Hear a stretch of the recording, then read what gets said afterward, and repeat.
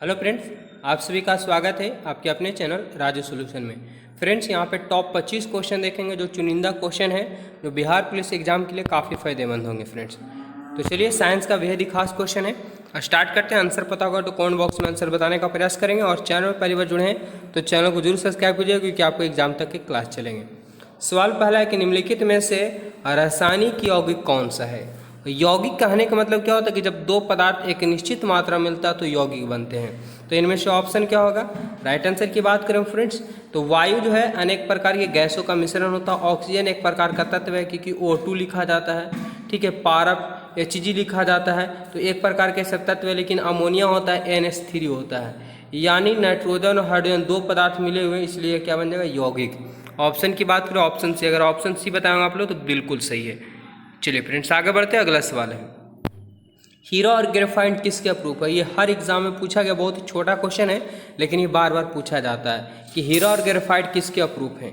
तो हीरा और graphite carbon के अप्रूप है, ठीक है, कार्बन के अप्रूप होते हैं। चलिए फ्रेंड्स, आगे बढ़ते हैं, अगला क्वेश्चन देखेंगे। क्वेश्चन नंबर 3 है, क्या दिया हुआ है, बेहद ही खास क्वेश्चन है कि कीटों से संबंधित जीव विज्ञान की शाखा क्या कहलाती है। यानी कीटों से संबंधित जो अध्ययन कहलाता है वो क्या कहलाता है, क्या कहलाता है। तो फ्रेंड्स ये एंटोमोलॉजी कहलाता है, एंटोमोलॉजी कहलाता है। ऑप्शन ए हो जाएंगे राइट आंसर। सभी क्वेश्चन को याद कर लेंगे, बहुत ही खास क्वेश्चन है सभी। सूर्य में कौन सा परमाणु ईंधन होता है, बार बार ये वाला क्वेश्चन रिपीटेड हो रहा है फ्रेंड्स कि सूर्य में कौन सा परमाणु ईंधन होता है, ठीक है। तो सूर्य में जो होता है हाइड्रोजन होता है। क्या होता है, कौन सा परमाणु ईंधन होता है, तो हाइड्रोजन होता है। और यहाँ पे थोड़ा सा हम दो बात और बताने का प्रयास करेंगे कि सूर्य में हाइड्रोजन और हीलियम होते हैं जो नाभिकीय संलयन होता है, और दो पदार्थ यानी हाइड्रोजन और हीलियम मिल करके एक विशाल ऊर्जा मुक्त करते हैं, ठीक है। और वही अपोजिट इसका पूछ दिया जाए कि बम यानी परमाणु बम जो होते हैं उसे नाभिकीय विखंडन होता है, ठीक है फ्रेंड्स। चलिए आगे बढ़ते हैं। अगला सवाल है, क्वेश्चन नंबर क्या दिया हुआ, 5 दिया हुआ है कि जीव द्रव के पृथक्करण एवं संयोजन से संबंधित वनस्पति विज्ञान की शाखा क्या कहलाती है। जीव विज्ञान के पृथक्करण एवं संयोजन से संबंधित वनस्पति विज्ञान की शाखा क्या कहलाती है। तो फ्रेंड्स, जीव विज्ञान से संबंधित पृथक्करण और संयोजन जो वनस्पति विज्ञान का शाखा है वह टिश्यू कल्चर कहलाती है। क्या कहलाती है, टिश्यू कल्चर कहलाती है। ऑप्शन की बात करें ऑप्शन सी हो जाएंगे फ्रेंड्स। चलिए आगे बढ़ते हैं। अगला सवाल है क्या कि लाल रक्त कणिकाएं कहाँ उत्पन्न होती है। यानी लाल रक्त कोशिकाएं जो है कहाँ उत्पन्न होती है हमारे शरीर में। तो लाल रक्त कणिकाएं जो होती है अस्थि मज्जा में बनती है, और एक स्वस्थ मनुष्य के शरीर में जो होता है 5 से 6 लीटर पाए जाते हैं, और रक्त का पीएच मान 7.4 होता है। लाल एक प्रकार का तरल संयोजी ऊतक होता है। लाल में हीमोग्लोबिन पाया जाता है जिसके कारण खून का रंग लाल होता है।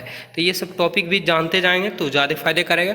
चलिए फ्रेंड्स, आगे बढ़ते हैं। अगला सवाल देखेंगे क्या दिया हुआ है कि लकड़ी की वस्तु को कीड़े से बचाने के लिए उस पर लेपन किया जाता है। बिल्कुल, लकड़ी की वस्तु होती है, ठीक है, जैसे किवाड़ी हो जाता है, बेंच हो जाते हैं बहुत से, तो उस पर क्या किया जाता है, लेप लगा दिया जाता है, यानी पेंट कर दिया जाता है। तो किस पदार्थ का रहता है, क्या जिंक क्लोराइड रहता है, सोडियम क्लोराइड रहता है, अमोनियम क्लोराइड रहता है, या सिल्वर ब्रोमाइड रहता है। क्या होगा, तो फ्रेंड्स ये होता है जिंक क्लोराइड का लेप चढ़ा रहता है लकड़ी की बर्तन पर, ठीक है। ऑप्शन ए हो जाएंगे। चलिए आगे बढ़ते हैं। अगला सवाल देखेंगे क्या दिया हुआ। 7 नंबर सवाल है कि गुरुत्वाकर्षण के सार्वभौमिक नियम का प्रतिपादन किसने दिया था। यानी समझ सकते हैं, सीधा बात कह दिया जाए कि गुरुत्वाकर्षण का नियम किसने दिया था। तो गुरुत्वाकर्षण का नियम सबको पता होगा कि न्यूटन महोदय के द्वारा दिया गया है। क्या बताया गया, गुरुत्वाकर्षण नियम के अनुसार बताया कि ब्रह्मांड की प्रत्येक वस्तु एक दूसरे को खींचती है, ठीक है फ्रेंड्स। चलिए आगे बढ़ते हैं। यानी पृथ्वी अपनी ओर सभी वस्तु को खींचती है। जंतु विज्ञान के जनक क्या कहलाते हैं। बिल्कुल, बहुत ही खास क्वेश्चन है, ये आपको एग्जाम में देखने को मिल सकता है कि जंतु विज्ञान के जनक कौन कहलाते हैं, यानी कौन है। तो जंतु विज्ञान का जो जनक है अरस्तु को माना जाता है। किसे, अरस्तु को माना जाता है फ्रेंड्स। आगे बढ़ते हैं। 10 नंबर सवाल दिया हुआ है कि तारपीन का तेल प्राप्त किया जाता है। तारपीन का तेल किससे प्राप्त किया जाता है, ठीक है। तो ये चीड़ के पेड़ से प्राप्त किया जाता है, याद रखेंगे, चीड़ के पेड़ से प्राप्त किया जाता है तारपीन का तेल। आगे बढ़ते हैं फ्रेंड्स।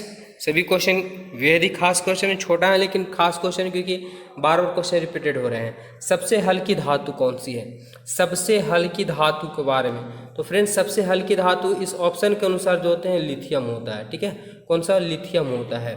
ऑप्शन बी यहाँ पे करेक्ट आंसर हो जाएगा फ्रेंड्स। अगला सवाल दिया हुआ क्या है कि खाली चट्टानों पर उगने वाले लाइकन को क्या कहा जाता है। देखे होंगे कि खाली चट्टानों पे पौधे जैसा उगा हुआ रहता है, ठीक है, तो उसे क्या कहते हैं, लाइकन को क्या कहा जाता है। तो फ्रेंड इसे कहा जाता है सेसिकोल्स कहलाता है। क्या कहलाता है, सेसिकोल्स कहलाता है। ऑप्शन बी यहाँ पे करेक्ट आंसर हो जाएंगे। सभी को याद करते चलेंगे। अगला सवाल बढ़ते हैं कि इंसुलिन है एक प्रकार का, यानी हम लोग में भी पाया जाता है इंसुलिन, ठीक है, तो इंसुलिन एक प्रकार का आखिर है क्या है, ठीक है, तो इंसुलिन एक प्रकार का हार्मोन है। इंसुलिन नहीं रहेगा तो डायबिटीज नामक रोग उत्पन्न हो जाते हैं फ्रेंड्स, ठीक है। चलिए आगे बढ़ते हैं। अगला सवाल क्या है, चुंबक रक्षक किसके टुकड़े होते हैं। चुंबक रक्षक किसके टुकड़े होते हैं। तो चुंबक रक्षक जो होते हैं फ्रेंड्स, ठीक है, ये नर्म लोहा के रक्षक होते हैं। नर्म लोहे द्वारा चुंबक के रक्षक होते हैं, यानी नर्म लोहे द्वारा भी चुंबक बनाया जाता है, ठीक है। चलिए आगे बढ़ते हैं अगले सवाल की ओर। अगला सवाल देखेंगे क्या दिया हुआ सवाल अगला कि मानव के हृदय में कितने वाल्व होते हैं। और एक बहुत ही सिंपल क्वेश्चन है, बार बार पूछा दिया जाता है, मानव शरीर में कितने चेंबर होते हैं।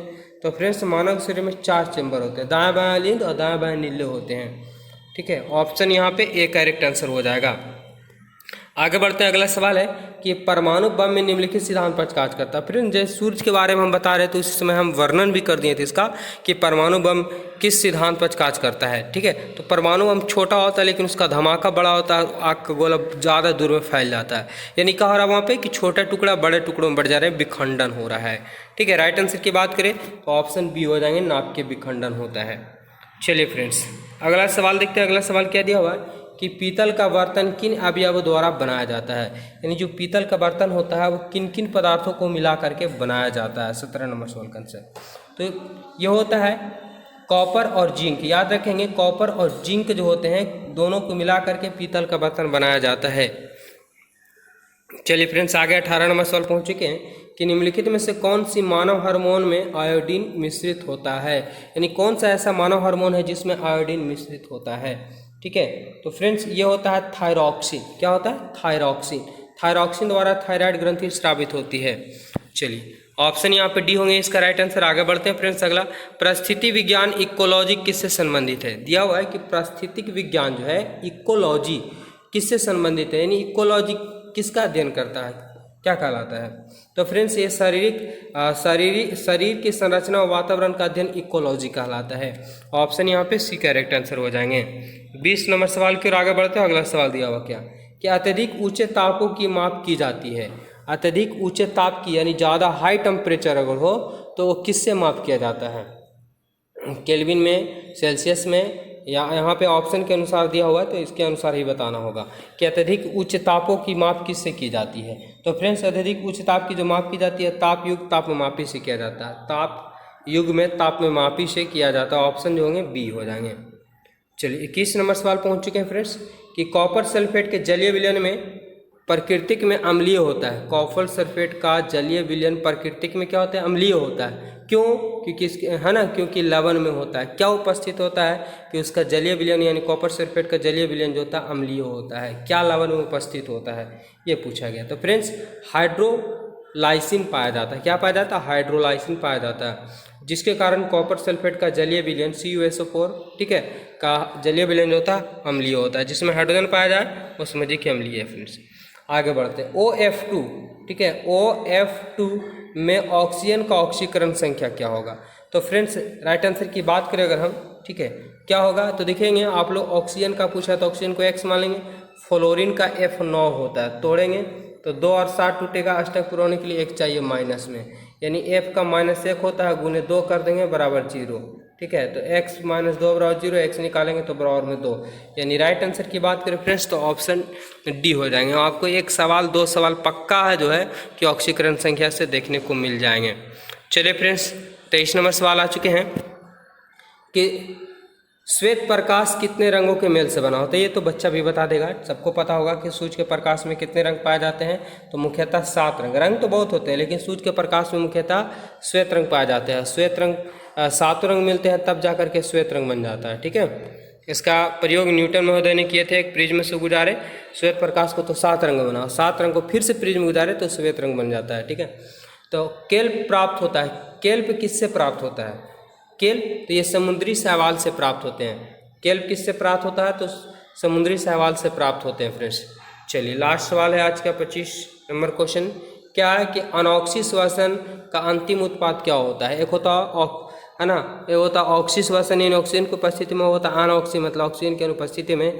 तो अंतिम में क्या बनता है? ठीक है, तो फ्रेंड्स ये बनता है इथाइल एल्कोहल बन जाता है। क्या बन जाता है? इथाइल एल्कोहल बन जाता है।